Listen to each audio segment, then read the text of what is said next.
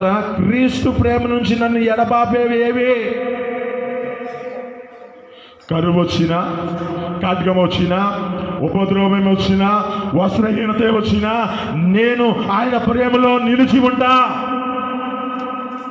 ఎంతగా త్యాగం చేశాడంటే తన జీవితంలో జ్ఞాపకం చేసుకుంటే తను శ్రమ పెట్టబడిన వాడిలో మొదటి స్థానాన్ని కోరిన వాడిగా ఉంటాడు. నాకు తెలిసి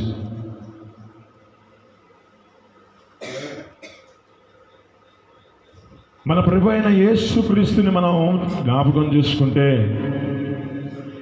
ఏ స్థితిలో ఆ యొక్క వ్యక్తి కొరడాల చేత దెబ్బలు తింటూ ఉన్నాడో అదే స్థితిని కలిగిన వ్యక్తి కొరడాల చేత తన జీవితంలో కొట్టబడి ఈ స్థితిలో జ్ఞాపకం చేసుకుంటే ఇప్పుడు అంటున్న మాట ఏమిటంటే, పూర్వము నేను దోషకుడినైనను నన్ను పరిచర్యకై నియమించుకున్నాడు కనుకనే ఇప్పుడు క్రీస్తు యేసునకు కృతజ్ఞుడనై ఉన్నాను. నీలో ఉందా కృతజ్ఞత? నీ జీవితంలో అది కలిగి ఉన్నావా?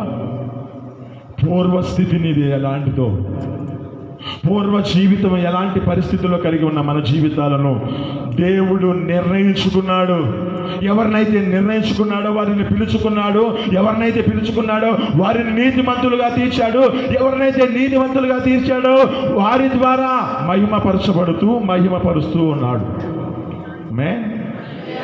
అక్కడ వచనం కొంచెం కొత్తగా ఉండిద్దిలే కానీ అక్కడ ఉన్న మాటలో అతడు తన మహిమతును ప్రభు అయిన యేసుక్రీస్తుకి మహిమను రెండు కలుగుతుంది.